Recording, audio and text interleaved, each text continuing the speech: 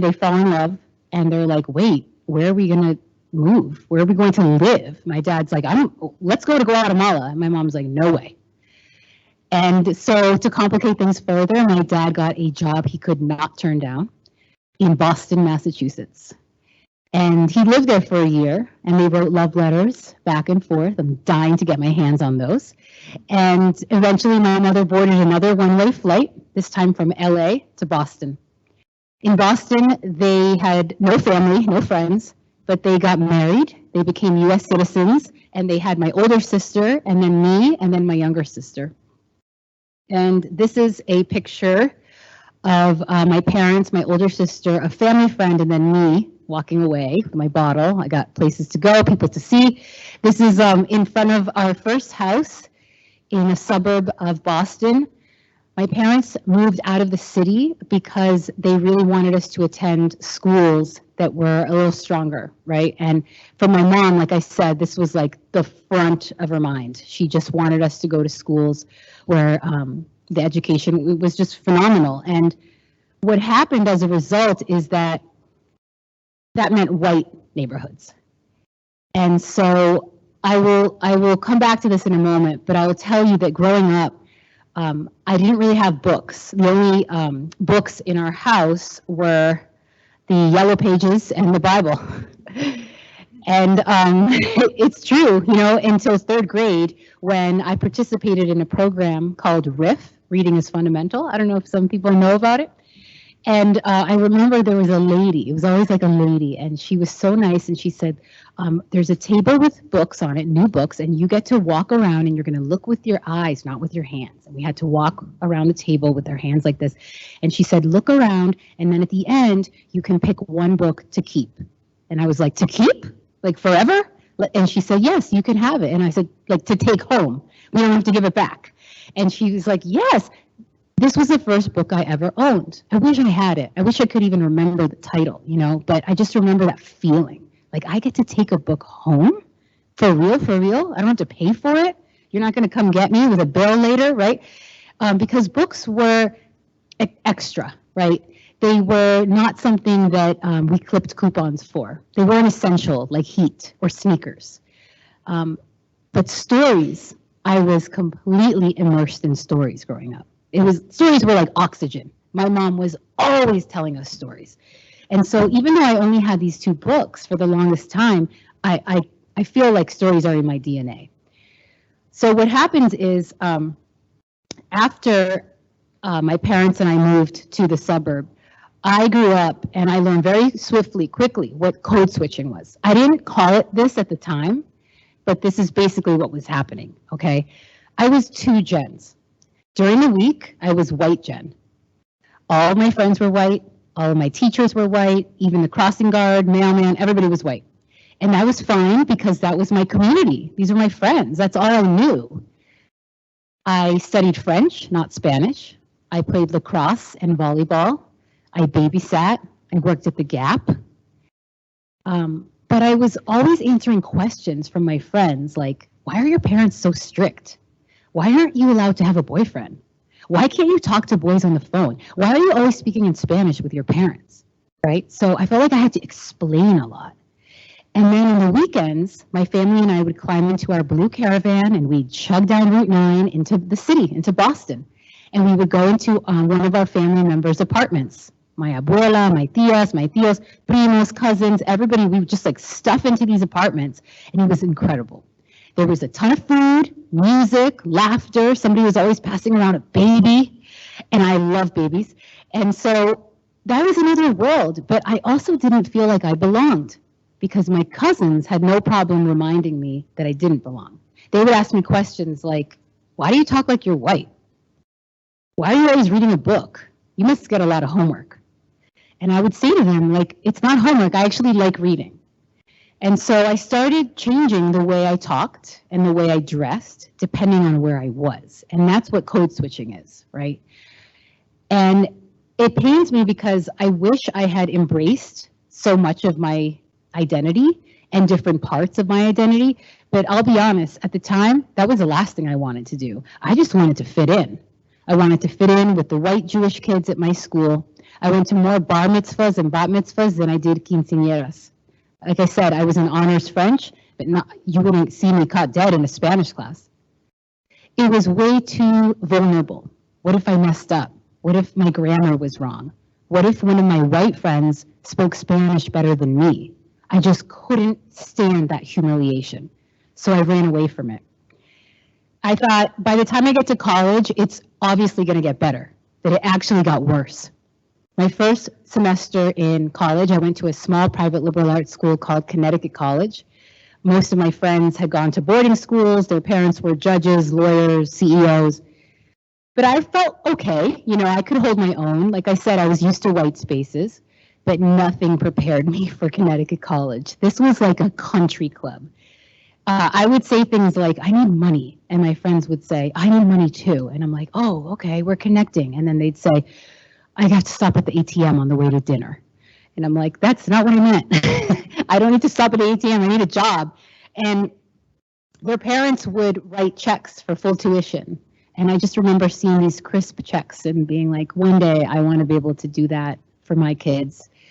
And there's just these little images that stay with me, right? But I was on the receiving end of so many questions, like, where are you from? Where are you from? Where are you really from? What are you?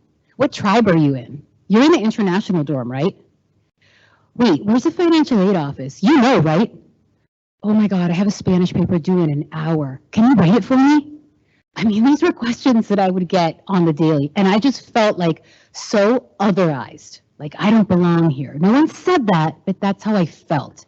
And the question, where are you from, isn't a bad question. I don't think it's a bad question.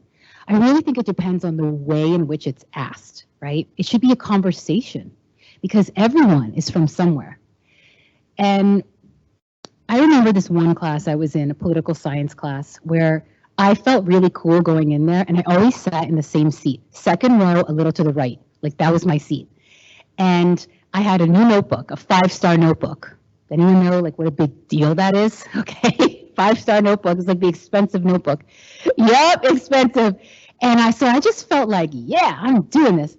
And then taking notes, I didn't even know when to take notes. I just copied, like when other people started writing stuff down, I'm like, okay, that's what I'm gonna do it. And what happened though is that day, people started taking out laptops, not notebooks, not 5-star notebooks, laptops. My family didn't even own a computer, okay? My parents didn't have email until I helped them get Yahoo Mail when they were 56 years old. My dad, ironically, worked in a factory for decades, and his job was to spray paint computer parts, like for desktop computers, which I find so ironic. But also, I feel like he was manifesting it into the air that one of his daughters would be an author, right? Anyway, during this class, I just felt so small. Like, wow, everybody has a laptop and only I have a notebook. Okay, so afterwards, I went back to my dorm and I called my mom collect, which was like only for emergencies, but this was an emergency. I was crying and I said, I gotta transfer. I have to get out of here. I'm not cut out for this. Put me on a bus. I'm taking the Greyhound, whatever. And she does what she often does during these intense emotional moments. She started laughing. And I'm like, Mom, what are you doing? And she's like, you're not coming home. And I'm like, this sucks. I need to leave. And she's like, no, you're not. You're not coming home. She goes, listen. And I said, here comes another story. But I kind of wanted it, you know. She said, listen, some people in life are born on third base.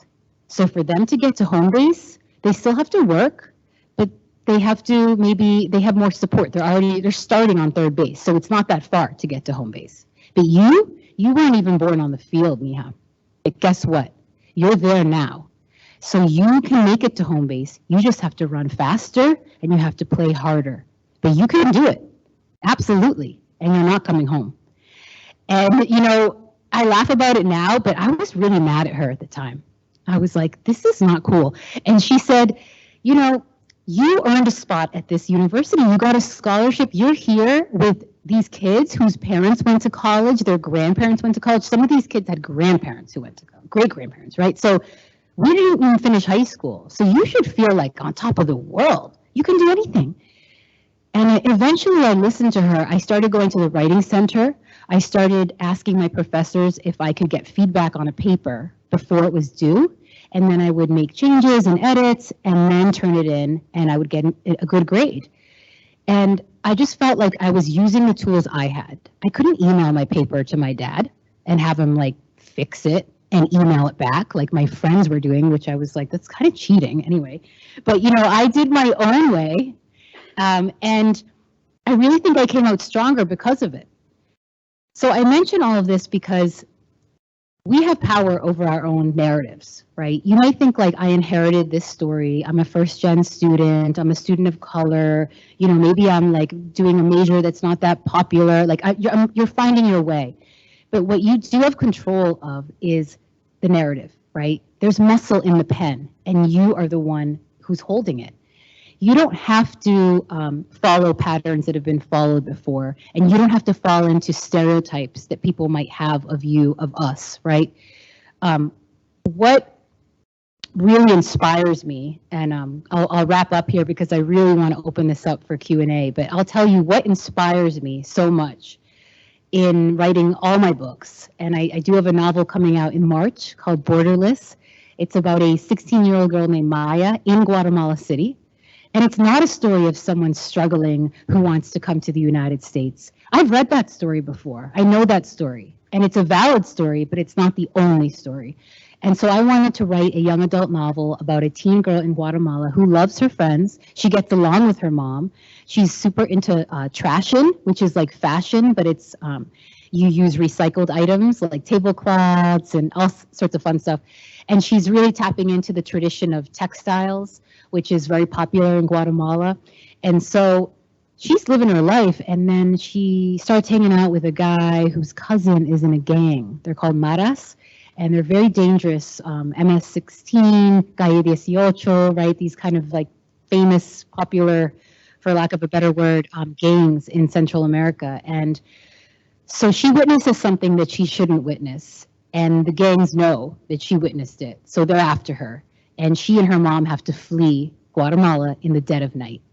They can't pack, they can't say goodbye, she can't even charge her cell phone, right? They're out of there. And so it's a story of them making it to the Mexico-US border, and they are caught by Border Patrol and separated in one of the ICE detention centers. So I won't tell you how it ends, but it's a story that I have not seen in young adult literature, and it's a story that I want people to access. But this is the final slide I'll show you, and this is really what inspires me to keep writing. It's an infographic showing the characters of color that appeared in children's books in the year 2018. And children's books include young adult literature, which is what I write. And so you can see here that of the books published in that year, of the characters depicted, 50% of the characters were white, 50%. 27% were animals or other, 10% African or African American, 7% Asian Pacific Islander or Asian Pacific American, 5% Latinx. To me, that's so astounding. We're about to be 50% of the US population, but we're only 5% of characters. 1% American Indians or First Nation, and Muslim characters, it wasn't even enough to make 1%. So a few things here. One is the numbers are very dismal for these characters of color. And the second is that if you look at the animals, okay, nothing against bears, because my kids love the Berenstain Bears, and we read to them all the time, and they love the Berenstain Bears.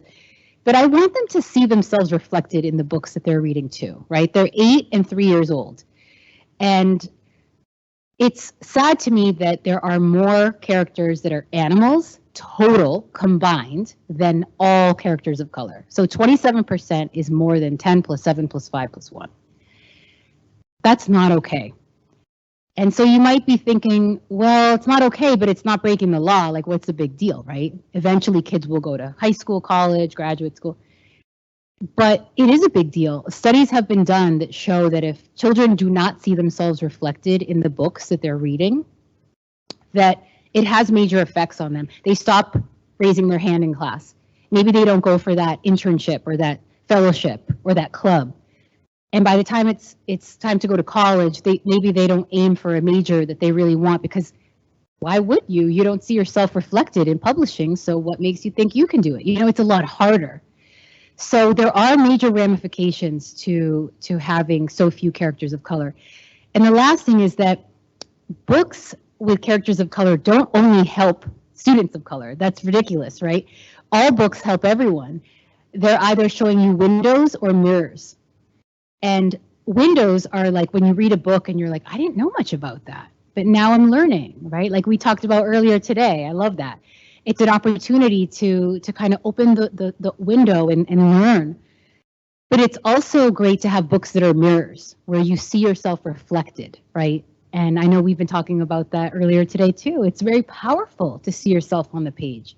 I didn't have that experience until I was 19 years old reading The House on Mango Street. But I look at this infographic and my goal is to really write stories and books and put them out in the world that can inspire people to have these windows and mirrors, so that when one of you is here giving a talk from your books, we won't need this slide anymore. It will be ancient history. So thank you so much for listening. I'm grateful, and there's so much more to say. So we're going to continue the conversation. Thank you.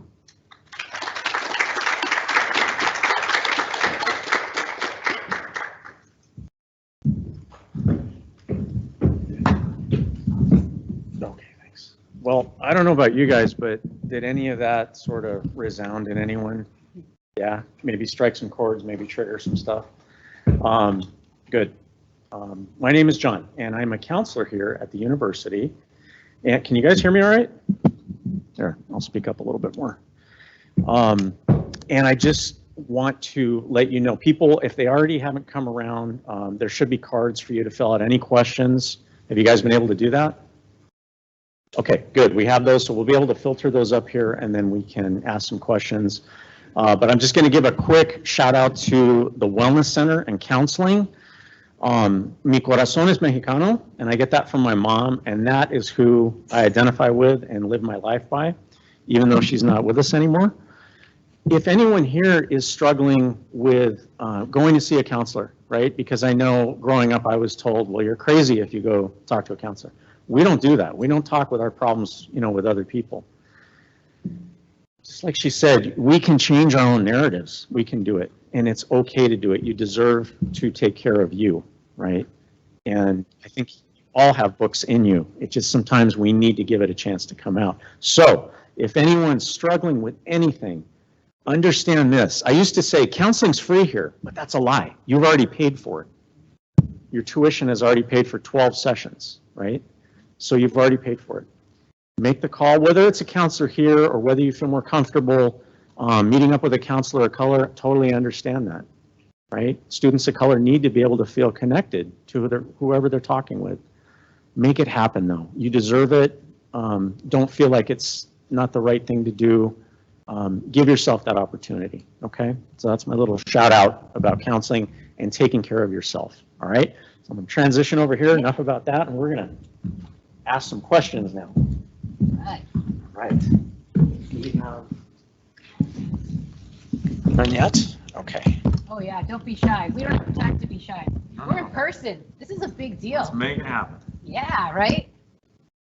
You can do it. I know there are questions. I just know. Yeah, I think. Can you hear me? No. Can you hear me? Ooh, okay. Yeah. How about me? Okay, good. All right.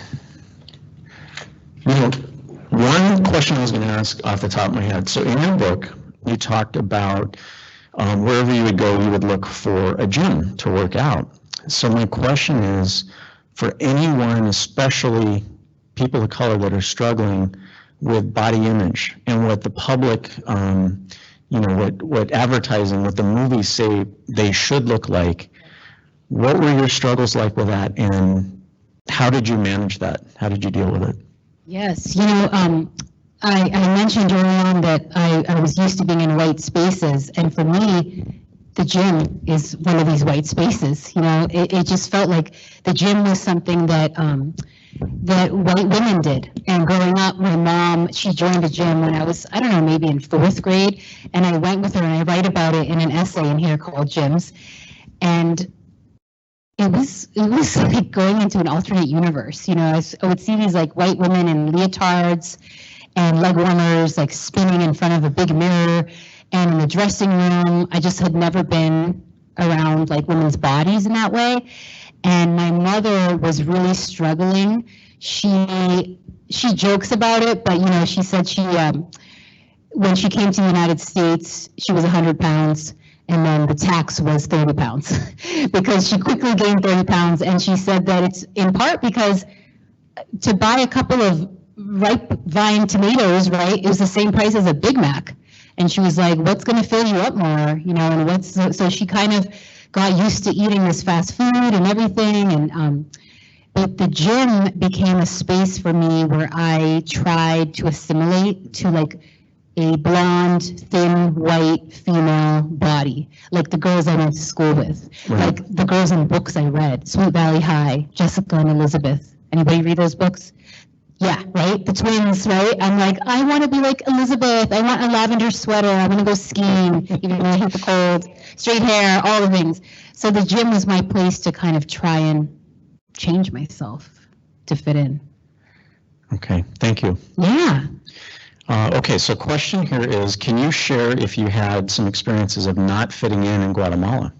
Ooh, that is a really good question. And yes, like 1000%, because I am Guatemalan-American, right? I mean, but both of my parents are from Guatemala. So like, to me, I felt like I had traveled in Vietnam, in Nigeria, in France. I've been to these places and people would understand I wasn't from there, right? But I thought when I go to Guatemala, I'm gonna fit in because both my parents are from there. It's like the narrative I kept telling myself. It's like the second I got there, everybody was like, yeah, you're not Guatemalan. Or they're like, you're not from here. And that was hard for me because I'm like, well, if I'm not from here and I'm not from there, like, where do I fit? Where do I belong? Mm-hmm. And that's where writing kind of helps me figure all that out. Okay, thank you. Ooh, okay, this is a good one. They're all good, but Yeah.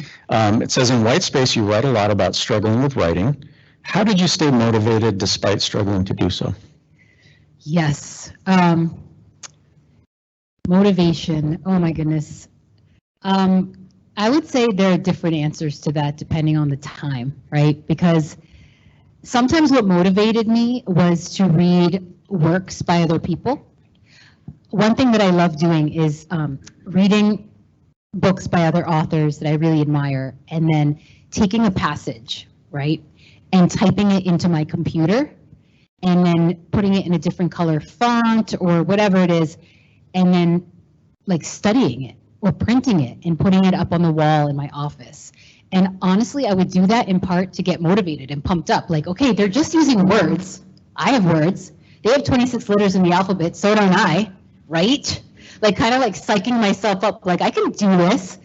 But other times what motivates me is like that infographic I shared. Like, oh my God, if I'm not doing it, like we need people to do it. Absolutely. So sometimes it's just different kinds of motivation. Deadlines also motivate me, and chocolate and coffee. Okay. All right. So here we have, let's see. What says, I want to write a book about my journey to the United States. What advice would you give me? And then there's a second component. It says, I am so shy. My biggest fear is how should I stand in front of and talk about my story? Yes. Okay. First thing, if you want advice on writing, a couple different answers. I am starting a company called StoryBridge, and I'm starting it this spring, and I will have lots of resources online where you can learn more about how to write, because a lot of my talks and book events, I meet people who are like, I want to share my story. And I'm like, I get it. Like, I absolutely have been there. And I want to create a platform and resources where you can learn more about the craft and also how to get published, the process of finding an agent and an editor, right? Because I want to pull the curtain back. I didn't know any of that. It took me a long time to piece that together. And so I want to provide that for others. It's also hopefully a space where you can meet other writers and share feedback and share work. So look out for that. Please join my newsletter. You can sign up on my website or go to my Instagram page and just stay in touch, basically, because I'll be launching some videos and different things this spring and summer. But also, there are resources I can just tell you about, like on Fast Forward. There's an organization called the Boston Writers of Color by Grub Street Group. So Grub Street is the nation's largest independent creative writing center. It's Grub Street, one word, Grub like Grubhub, but it's not food. Grub Street, just Google it. It's in Boston. You don't have to live in Boston to take classes at this center, and they have lots of free classes, and they have a Facebook group for Boston Writers of Color, but you don't have to live in Boston, and they have a ton of information there. Panels, conferences, free feedback on your work, working with an editor, you know, they just have lots. And then Poets and Writers Magazine is a great magazine. It's like $15 for the year, and they have lots of resources, interviews with editors, articles on how to get published, everything. And they also have a great website. So I'll give you those two resources for now, and then definitely stay in touch. And what was the second question? So they were asking, because they're shy, and they're big, but congratulations on writing this. Yes. We're proud of you for doing that, because that's a step up. So be proud of yourself, whoever wrote it, okay? Seriously. And their biggest fear is, how should I stand in front of and talk about my story? Right, right. So most writers, I would say, are actually introverts. And that's why they write books and aren't necessarily like performers. Occasionally you'll get like an introvert extrovert like me, right? Like, and it's very much like I write in private and in my computer and all the things, but then I love connecting with readers and being on stage and all of these things. But it didn't happen overnight. You know, it's very much like, oh my God, for my first few readings, I was like sweating and just like my heart was coming out of my chest. And my poor husband, because like he would come to every reading and right, he's like, you always do this, like you get so nervous and then you knock it out the park. He's like, just skip to the knocking out the park part and save yourself the mini heart attack. And I'm like, it's like other things. You just do it more and more and you start to feel like, okay, I got this. And honestly, like readers are really gentle, amazing people. Like if I tripped and fell, like I don't think you would be like pointing and recording me, right? You would be like, are you okay? I hope. So you'll get there. Whoever asked that, you'll get there. Okay. And somebody wrote a question that I'm going to kind of tag on to, because I think they asked about, you know, how do you think about or pick word choice when you're writing? And to kind of go into that also, I was going to ask, did writing get easier for you when you, like, did you stop worrying about what you were writing and just let it flow? Like, what was that process like? Yes, I think demystifying the craft of writing helped me a lot. So when I was in writing groups or taking classes or again reading published work, I would realize that these writers were using a toolbox with different tools. And if I just learned to use these different tools, I could do what they were doing. And I started to really do a lot of work on my critical self. And I brought this up in the lunch today, but it's really important if you are an aspiring writer or artist of any kind. There's a negative voice on one shoulder, right? That's like, oh my God, that's not even good. Or do you even really want to share that? You can't publish that. And then there's the other voice that's kind of the cheerleader, like, you got this, okay? You got to do it. So we need to turn up the volume on this guy and mute this guy, right? And I know it's easier said than done, but it's really important because writing is something that makes you vulnerable. And getting feedback on your writing is not the same thing as getting feedback on you. And for the longest time, I thought that was the same thing. Your writing is something that is on paper that you can improve, you can mold, you can manipulate. It's not a judgment or representation of you. And for the longest time in workshop, I would feel like, oh my God, you know, just so paranoid and everything. But it was, I just started to realize like it's a craft and I want to improve my craft and develop my craft. And it doesn't have to be that serious or personal. I don't know if that helps.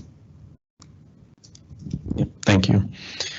Okay, so here the question is, what advice do you give to people of color on finding their space in the world?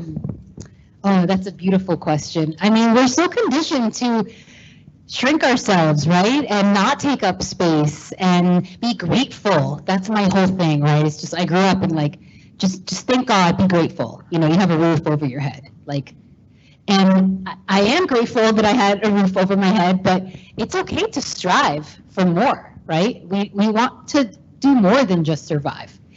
And I think that sometimes we might feel guilty about that, especially if we're quote unquote the ones who made it or the ones who are making it, right? If you're in college, you're definitely in a unique position. You're in a privileged position.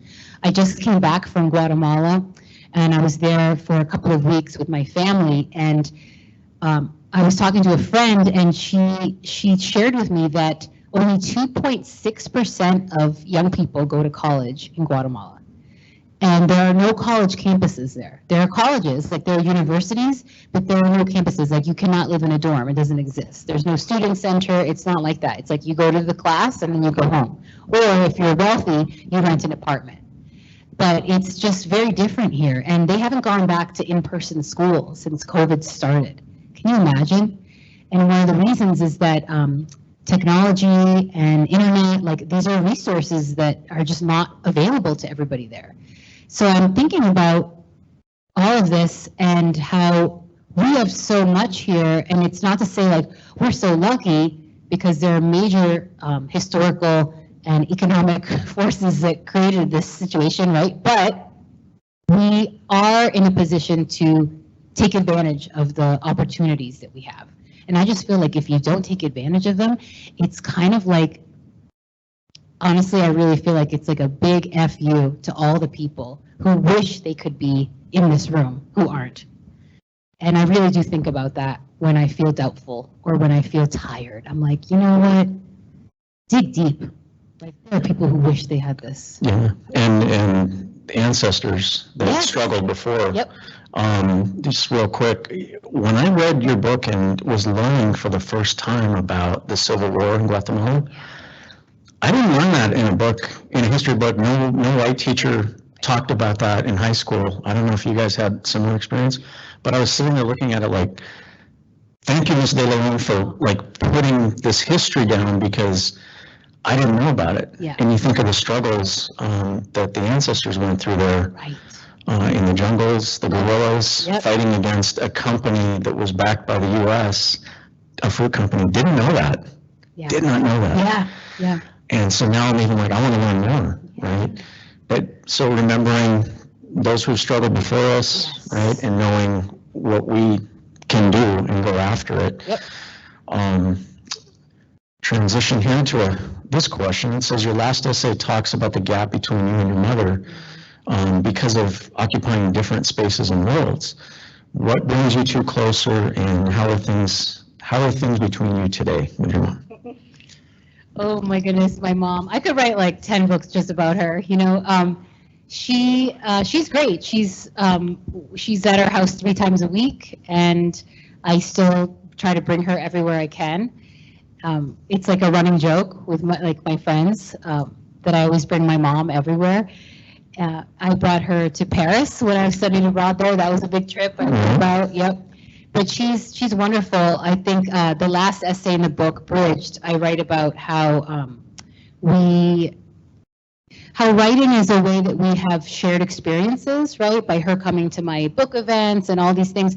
But it's also something that's kind of created a wedge between us, because the more quote unquote educated I became or school I attended, I felt like I was a little bit going like further and further away from her. And that's hard. That's really hard.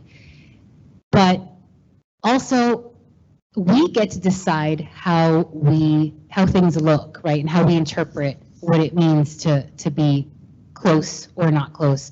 What I mean is that she comes to my readings and she might not like get every last piece of it or reference to a French philosopher or whatever it is, but it's all good. Like she doesn't have to. She can still be there and be supportive, and I'll give her shout outs in the audience every time, you know, and people are like, oh, your mom. Like I want her to feel seen and appreciated and lifted up. I do not ever feel ashamed of her or like she's something I need to like outgrow or something. I mean, that's ridiculous. You take your people with you. Absolutely, absolutely. Can we tag onto that and your dad? Can we get an update? Yeah, How's your dad doing? He's good, yeah. They drove me to the airport coming here, so yeah, he's great. We were joking that they're like my Uber drivers. Okay. Because he was like, here's water. Do you need coffee? You want to stop for coffee? I'm like, I'm okay. It's so funny. Okay, thank you for giving, and give them a shout out from us. Oh, Say hi to your mom and okay, dad I from us. will. Yeah, I totally will. Okay, so this one, I don't know if you'll be able to answer it. It's asking, who is the famous author you house sat for in the work chapter? I wanted to know too. Oh my God, somebody asked me this in the class visit. I'll tell you. Arthur Golden, who wrote the Memoirs of a Geisha, and it became a movie. So that's who the famous author was, and I house sat for him. And his oh, maybe that's like him telling me like shh. Anyway, yeah, no, that's who it is. Okay, thank you. And actually, to kind of go with that, when you write in the book, and you're going to bring up a third party, maybe like an author or somebody that you've met in your life, do you ever have to consult with an attorney and or that person ahead of time to say, is it okay, can I get a release from you to put you in my book? How do you handle that? Yeah, I mean, this is the great thing about creative nonfiction. It's your interpretation and your story.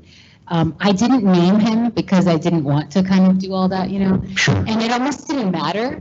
It didn't matter to the story, to the narrative, who he was. It just mattered that he was famous and that I was holding myself up to that as a kind of, you know, so. But when you write memoir, definitely there are writers who consult with attorneys, especially if you're writing about maybe more people who have passed. You know, some of them have, you know, different estates or different kind of like people running their name, I guess. And honestly, I haven't run into that at all. I feel like much of what I write, they're personal essays, so it's like, okay, if a family member or somebody has an issue with it, like they can write their own essay collection. Sure. I don't know, that's how I feel about it. Okay, thank you. Okay, so this one, let's see here. Please talk about your experience doing the vagina monologues in Guatemala. It says, I love how you dedicated your experience to your ancestors who would never have been caught dead doing something like that. Were there any great memories from that play that didn't make it into the book? Oh, wow. Okay, so when I was in Guatemala, I attended a language school in Quetzaltenango, and one of the projects or productions that was put on by the school was the vagina monologues, but in Spanish, so Los Monólogos de la Vagina. And I was like, I can't even believe this is happening. Like, I'm in Quetzaltenango, Guatemala, and this is happening, and the women got so into it. Like, they did the skits, you know, the different performances, and I was part of the menstruation skit. It was a little like PG. And right before we all went on stage, we all wore red and black, and we all got in a circle, and we kind of like held hands and like pumped each other up for the performance, and everybody had to dedicate their performance to someone. And so I dedicated it to my ancestors, because growing up, we did not talk about vaginas or anything within that realm. It was just like, you do not.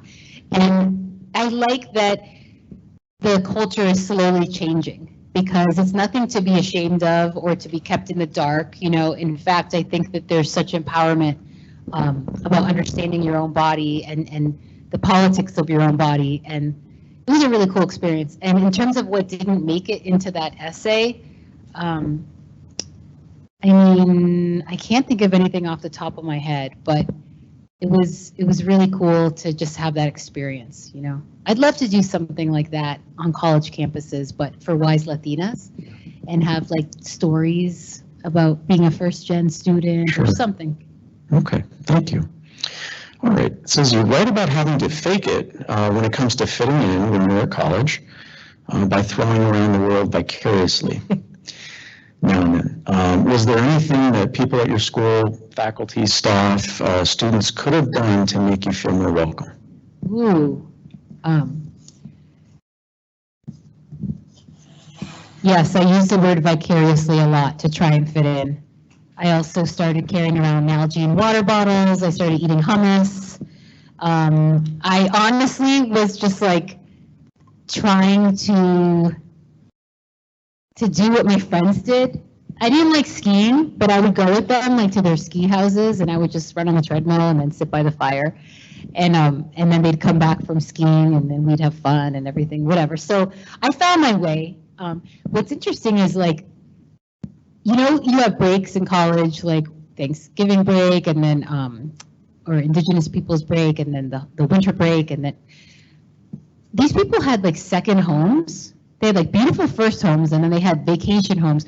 But guess where everybody was going on vacation? To my house. Like, they all came to my house. I think my parents just loved having people in the house and cooking and everything, and my cousins would come over, and they were like, "It's so fun here." And I'm like, fun is having a ski house, you know, but I don't know. I think like the grass is always greener, right? And I don't know why I started talking about that. Well, as far as like the other students making you feel welcome, making me feel welcome. in Yeah. that space. Okay, so they started. So I would feel welcome in their space. Like, I just felt we were okay, but when it came to the university and faculty and staff, I think having, this is what would have helped. When I got to college, there was a barbecue for students of color, and they told us we could bring anybody, all are welcome. So I had never been to college, I had never been to a barbecue on campus, I didn't know what this all was about, so I took that advice literally and invited 2 roommates in my hall, Katie and Jamie, both blonde girls from Connecticut. And when we rolled up to the barbecue, you could smell the barbecue and the music was pumping at a DJ, and it was like we turn the corner and it's like all students of color, and then they're staring at me, and then they like look who I brought. It means like one is like in overalls, the other one has like this little bob, like, and they just like looked, and then they looked at me like, you brought them? At least this is how I interpret it. And I felt so dumb and out of place, and I felt like people were a little cold towards us. And eventually I left with my friends Jamie and Katie, and we went to get frozen yogurt in the dining hall. And what I am mentioning that for is that I felt like I had to choose. Like, you're going to be a student of color on campus, and this is what you're going to be about, and your friends are going to be students of color, and you're going to sit at this table in the cafeteria, and this is who you're going to party with on the weekends, and this is everything. Or you're going to reject that and really try to embrace like this white culture, which is like the majority, 90% of the campus, and it's going to actually be easier because you're just going to like fake it, and you're good. It's survival. And ultimately, that's what I did, and I hate that I did that. Wearing a mask. Wearing a mask, Yeah. and really rejecting parts of myself. I felt like I had to choose, and I'm not saying the administration was like, choose right now, but I wish that some of the events had been almost toned down about being a student of color event, because then it was like only students of color went. And we need those spaces, absolutely, but not all the events. Maybe I just felt divided. Okay. Does that make sense? I don't know. Yeah, a lot of people. Okay. I think it's a lot better now. But I definitely felt like I was like, which gen are you going to be for these 4 years? I know, it's kind of sad. But when I went to graduate school, I definitely flipped that switch. I went in California, University of San Francisco. Okay. And that was the first time I met Latina, like, students in the way, besides like the 3 I went to college with, you know. It was very empowering. And there was a lot of Chicana pride, Right. and the Bay Area is so all about social justice, and people were speaking Spanish, and I was like, oh my God, I have never experienced this in New England. Is it safe to say you were like let out I Yes. feel comfortable, I feel at home? Yes. Okay, good. Okay, I know we're running out of time here. I'm going to go quick with this one because I think it's a great question, and then I just want one last follow-up question. What do you think is the cause of the lack of diversity in children's books? Is it publishers not selling them, not enough people feeling empowered to write them, or something else? Yes, I think it's both. I've gone to different conferences, and editors and publishers, they'll say, we have a P&L sheet. That stands for profit and loss. And so we see what books have been successful in the past. And we just don't have a lot of records for books by authors of color. Or if we do, sometimes the sales aren't that great. So it's like a cycle, you know? Well, so then we're not going to publish that many. But then if you don't publish that many, then people aren't going to buy as many. So it's kind of like, well, how do we fix this? So there are a lot of independent publishers, and there are a lot of programs now where writers of color can get mentorship to go through the process, because there are a lot of hurdles. There are a lot of hurdles. Absolutely. Okay. So, Minty, so, can we two more real quick? Of course, okay. Yeah. This one just came in and says, do you still write with the door closed? If so, why? Oh, I love that. So earlier I made this reference that when I write for myself, Stephen King said this, I got it from him, that when you write for yourself, you need to write with the door closed, because if you think about too many other voices, publishing, your mother, your friend, right, it's going to kind of paralyze you in the creative process. But once you realize I need to write in a way that I want this story to be out in the world, then you need to write with the door open. Okay. So it's kind of a cool metaphor or analogy, and for me, I feel like I need to write with the door closed to write anything that's going to feel like authentic. And I will tell you, teen readers are the smartest people on earth, because they can smell a mile away if you are not authentic. If you're trying to be a certain way on the page or whatever, they're like, So they kind of keep me in check a little bit, and I like that. Right. Okay. Thank you. Yeah. And I promise this is the last one. And it's a two-parter. How do you feel about self-care, right? How important is that to you, and what do you do for self-care? How do you take care of you? Yes, I love this question. Okay, self-care is so important. And oh my goodness. So again, growing up, the gym was this space of like punishment, or what is it, like repenting for your sins? Like, I ate that cupcake, now I need to go on the Stairmaster, because that's how I grew up. Like, my mother was like, I gotta go to the gym. But I have learned to really see it as a different kind of space now, where it is like therapeutic, and there's also like, I get the serotonin flowing and all that. Right. And so in COVID, I couldn't go to the gym anymore, and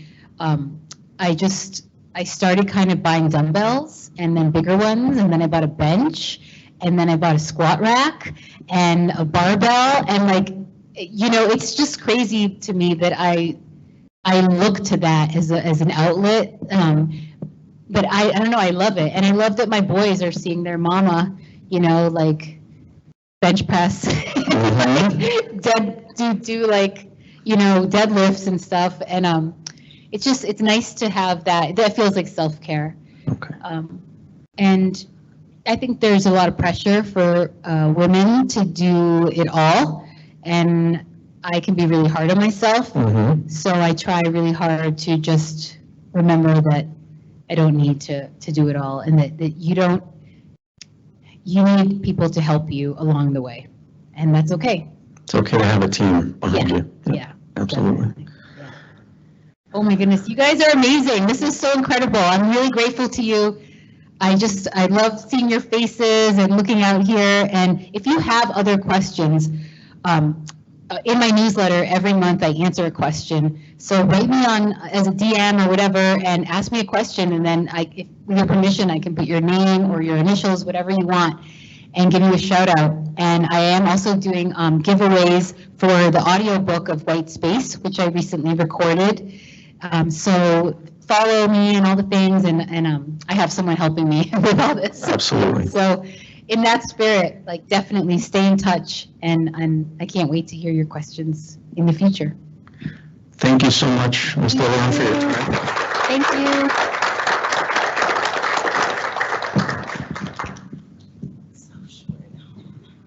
Hello, hello. Okay. So can you get another round of applause for both John and Jen? And again, I'm just going to acknowledge the staff and the students who not only financially contributed, but planned this amazing day. So if I could have the OLA members, please stand up from Organización Latino Americana. Cindy Johnson and Megan Dufresne Grace, and then aided but with Marion Dubbin. So again, please thank the staff for that. I really appreciate that. And again, all this is also possible with, chart roles for catering, and the union staff for giving us the setup and the tech needs. For those who don't know, my name is Mai, and the pronouns that I use are she, her, and hers, and I work in the Multi-Ethnic Student Affairs Office.